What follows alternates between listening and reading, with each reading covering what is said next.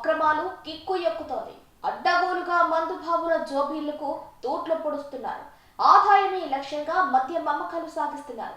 నిబంధనలకు నీళ్లు వదిలి అక్రమాలకు పాల్పడుతున్న ఈ అక్రమార్కులను కట్టడి చేయాల్సిన ఎక్సైజ్ అధికారుల దగ్గర సరైన మెకానిజం లేక సమాధానం చెప్పుకోలేని పరిస్థితుల్లో సతమతమవుతున్నారు. ఏమిటా అక్రమాలు కిక్కు అంటారా? అయితే ఓసారి మనం నెల్లూరు జిల్లాకు వెళ్లాల్సిందే. నెల్లూరు జిల్లాలో మద్యం షాపుల్లో అక్రమాలు జరుగుతున్నాయి. బ్రాండ్ పేరు ఒకటైతే మరొక మద్యాన్ని మందు పాపులకి ఇచ్చేస్తున్నారు. మద్యం మొత్తులో ఏవి అసలు ఏవి నకిలీనా కనుక్కోలేని పరిస్థితుల్లో మందు బాబులు లేరు.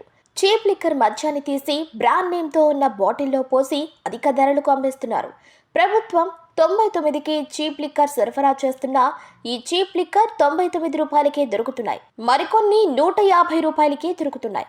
ఇలాంటి మద్యాన్ని తీసి ఖరీదైన బాటిళ్లకు నింపుతున్నారు.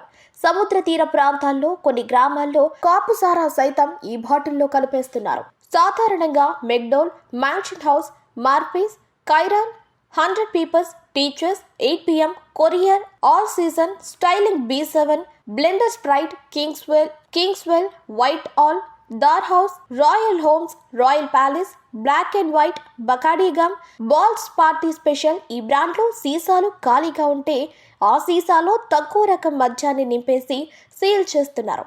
ఒక్కొక్క బాటిల్కు 100 నుంచి 250 రూపాయలకు అదనపు ఆదాయాన్ని పొందుతున్నారు. కొన్ని ధర ఎక్కువగా ఉన్న మద్యం బాటిళ్లకు ధర తక్కువగా ఉన్న మద్యాన్ని తీసి 50% నింపేస్తున్నారు. దీనివల్ల మద్యం వ్యాపారులకు భారీ ఆదాయం పెరుగుతుంది.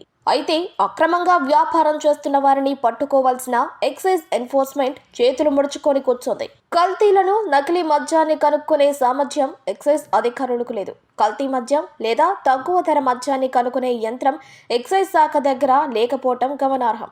ఎక్సైజ్ అధికారుల దగ్గర ఒక బాటిల్లో మద్యం శాతం ఏ మోతాదులో ఉంది అన్న విషయాలు మాత్రమే కనుక్కోగలుగుతున్నారే తప్ప ఈ బాటిల్లో కల్తీ జరిగిందా, తక్కువ ధర ఉన్న మద్యాన్ని ఎక్కువ ధర ఉన్న సీసాలో నింపారన్న మెకానిజం అధికారుల వద్ద లేకపోవటం గమనార్హం.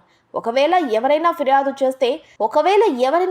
చేస్తే ఎక్సైజ్ అధికారులు ఆ సీసాను సీజ్ చేసి పరీక్షలు జరిపితే కేవలం కిక్కు శాతం ఏ మేరకు ఉంది అన్న విషయాన్ని మాత్రమే తెలుసుకునే అవకాశం ఉంది.